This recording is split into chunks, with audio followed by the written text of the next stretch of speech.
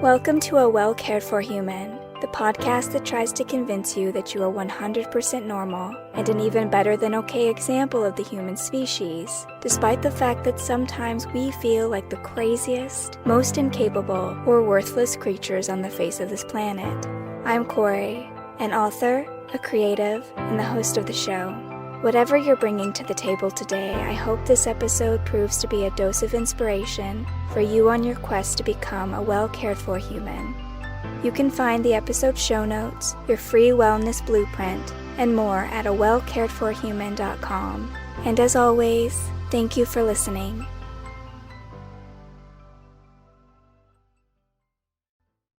Hello humans, it's your host Corey, and today we're going to talk about independence and how it's your key to connecting to your power. To be independent is to be powerful, to hold dominion over yourself. But it's not as easy as all of that, and so I want to begin by clarifying a few things. First of all, what do I mean when I say independence? Simply put, I'm talking about your reliance on yourself. How strong is your confidence in your own ability to meet your needs? Can you meet your own mental needs, your own emotional needs, your own spiritual or creativity needs? Do you have balanced and independent relationships with other people? Or do you need other people in order to feel okay and to feel whole? And there's no judgment here if you answered no to any of those, if you're not independent mentally, emotionally, creatively. It's great that you can see that, and that's a great place to start. Being able to see those gaps between where you are and where you want to be is beautiful space for growth and for improving your situation. So don't be ashamed of that. But I want to look at my mom as an example for how her dependency on others stripped her of her power. And I can recognize 3 ways in which my mother was still very dependent. She was mentally dependent, emotionally dependent, and financially dependent. So my mom's unhealthy relationship with her family, beginning with her very traumatic childhood, obviously, which I went into in length in the Who Killed My Mother podcast, that traumatic beginning really stripped her of her mental and emotional independence. And we can look at that now and see how many different ways they undermined her mental and emotional independence. When her father was raping her and her mother was silencing her, think about how catastrophic that was to her ability to develop mental independence. If you have someone telling you that something is your fault, that's absolutely not your fault, that you're somehow responsible for the actions of the adults around you, that you're confused, you're the one who's in the wrong, which are a lot of the things that I experienced with my own father as well. It interferes with your ability to trust in yourself, trust in your view of the world, to have faith in your ability to look after yourself, to see things clearly. And so her relationship with her family was very mentally toxic. It really prevented her from developing her own mental independence from a very early age. So it started off developmentally, but also she had these experiences throughout her life with the bad relationships that she was in, the abusive marriages that she was in. All of these things reinforced her negative view of her mental independence. And the same could be said for emotional, but I would branch out to say that she also stayed emotionally dependent because there was not enough social support. One of the other things I talked about in the Who Killed My Mother podcast was about how she had sought mental health care. She had tried to get some help for her issues, but no one really treated her trauma. They just gave her another prescription, more pills, which she ended up abusing. And so there was no emotional support that would have allowed her to develop emotional independence. And then lastly, she was also pretty confined because of her financial dependence. If you remember, because of the abuse that she was enduring as a child, and because my grandfather had actually sent her to school with pills in her pockets to sell to the other children, essentially, because, they're kids. Old are you in 8th grade? 12, 13. Send her to school with pills in her pockets to sell. And then when she gets expelled for this, no one ever makes her go back to school. No one ever comes and checks on her and says, Why isn't this girl in school? What's going on at home? Why wouldn't they care enough about her education to make sure that she stays enrolled? And so on and so forth. How does a 12-year-old even get a hold of a bunch of Quaaludes? This is the kind of thing that I feel like someone should have been asking. So because she didn't finish her education and she couldn't really do a lot of the jobs that would have required even a GED or something along those lines, she was very limited in the work that she could do. And her untreated mental health issues and her substance abuse issues, her struggles with addiction, that made it really hard for her to develop any kind of financial independence for herself. And so it was these three things together, a lack of mental independence, emotional independence, and financial independence, that kept her living with her terrible family because she had nowhere else to go. It kept her seeking out abusive, unhealthy relationships because she didn't know anything else. She didn't know anything better. And as for me, even today, I'm not as independent as I would like to be. I definitely have mental independence. I'm a very strong-minded person, strong-willed person. I'm mostly emotional independent, though there are a few wounds that I'm still working through. My wound around rejection, for example, sometimes I still take it very harsh when I'm rejected in some way, whether that be with something to do with a creative project or in some kind of, dispute or argument with my wife, Kim. I can feel very rejected and unlovable. So there's a bit of unresolved emotional dependency there that I'm still working through. But in the most obvious way, I would still like more financial independence. We're in September 2022 when I record this. And as of today, I still have student loans. I still have a mortgage on my house. And I would like to be free of these debts because I think to have complete financial independence means that you're not reliant on anyone else to meet your needs. But it's not just about actually having more financial independence, actual money in the bank. It's also a matter of cultivating my mental and emotional independence of my money fears, right? So because of my background, because of the ways that my mother and I struggled when I was a child, all of those unhealthy narratives from my father around money and his insistence that I would never be able to take care of myself when it came to money, I have a lot of fear of poverty, of struggling, of not being able to meet my needs. And so part of establishing that independence is to assuage those fears, to rid myself of my mental and emotional fears of not having enough money. I've also heard this referred to as poverty mindset, this idea that you will never have enough, that you'll never be safe enough, that you could never meet your needs. I would also want to be independent of those. In fact, that's probably the more important aspect of this, is to be independent of those fears rather than what my actual financial situation is.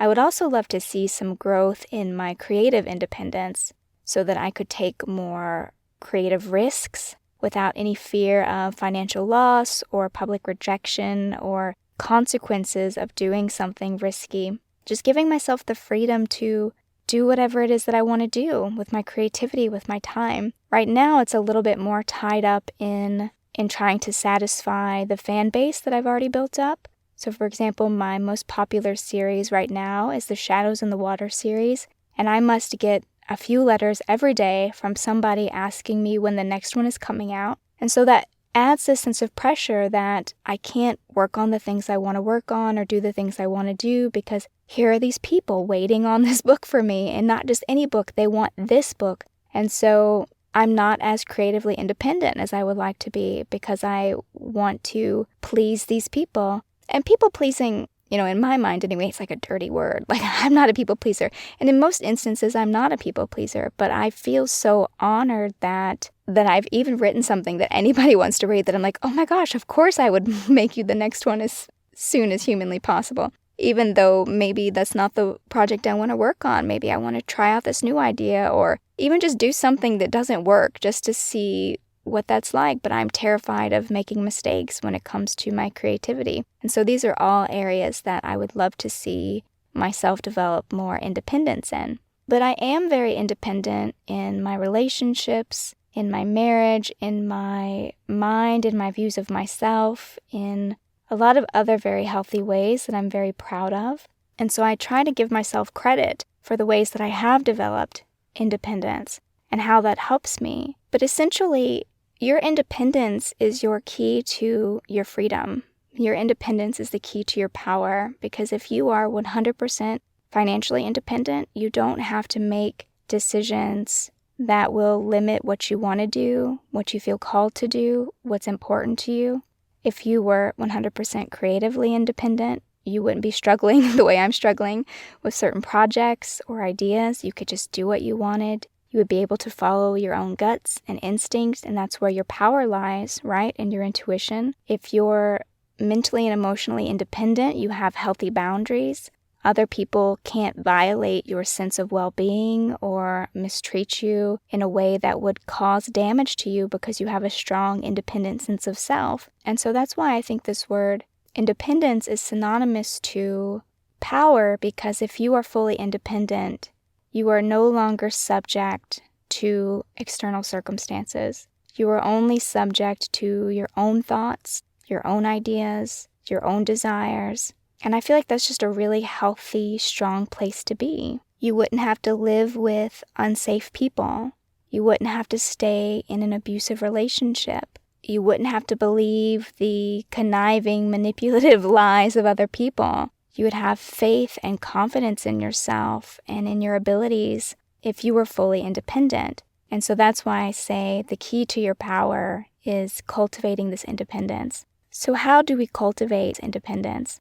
Well, just to get financial out of the way, I am still working on this myself, and I am not a financial advisor, so I will not be giving you any shocking financial plans here. But I would just say that having money skills, knowing about money, especially if you come from a background like mine where maybe there was some scarcity or some inconsistency or some dangers or pain around money, anything that would have caused a negative view of money, any mental blocks, prosperity block, then you'll want to develop these skills. You'll want to develop some comprehension of how to make money, how to spend your money, how to grow wealth, how to build your wealth. And there are a lot of really good books on this. A lot of them are mindset books, just changing how you view money, which was really powerful for me. But then there's also more practical things like Susie Orman. Susie Orman is a financial advisor who does give really good advice, information. You could read any of her books, or you could listen to her podcast. There's The Psychology of Money, which is another good book. If I'm not mistaken, I think that is a mindset book. So you're just educating yourself and just also being realistic, because sometimes external circumstances make it hard. We don't control the economy. We can't help it if the social support networks aren't in place or things are tight for everyone. Don't blame yourself if there are still limitations on you building financial independence. Just become more aware of what your goals are and how to put yourself in a strong, independent position for the sake of your well-being. And then for mental independence, that has a lot to do with developing faith in yourself and knowing how you feel about things and knowing what you want, what matters to you.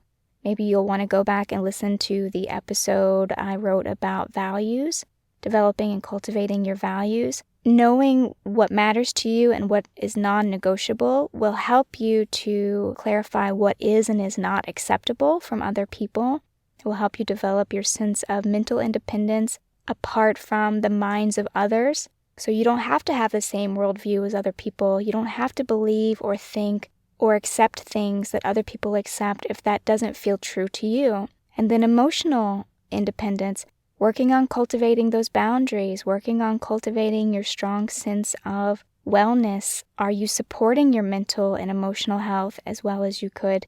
Does it need more fortification?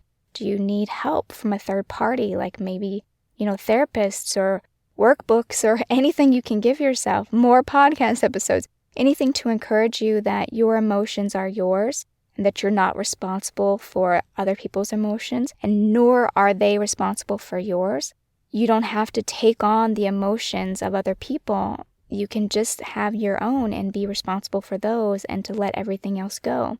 Having that strong sense of where you end and where other people begin will help you to cultivate that feeling of independence, that mental, emotional, and financial independence. And so that's what I wanted to say today. I just wanted to clarify that there is a connection between your power and your independence. And if you want to live your life from a powerful position, it has to come from this place of you developing your independence enough so that you're never subject to the whims or desires of other people. Do what you can so that no matter what happens in the external world, you are okay. Your own island in that sense. And that's not to be confused with interdependence, because interdependence is important in the sense of we are a community of human beings on this planet. I do not make cars. I do not build houses. There are other people in my society who do these things, and I do benefit from them. But that doesn't mean that I cannot establish my own sense of independence on all different levels in order to be a healthy and happy individual. So there is a balance between interdependence and independence, but it begins with you developing a strong sense of independence before you can have a healthy respect for interdependence, your connection to other people, how we function as a community. And I feel like that is a subject for another episode. But I wish you all the best of luck in developing your independence. Please make it a priority. Please free yourself from as many external constraints as you possibly can. Make yourself strong in your mind and in your emotions and in your spirit and financially, because we do live in a financial world. And you will just be in a much stronger, powerful position for which to look after yourself and to take care of your life. All right, thank you so much for listening today, and I will be back next week with another episode of A Well Cared For Human. But until then, please take good care of you.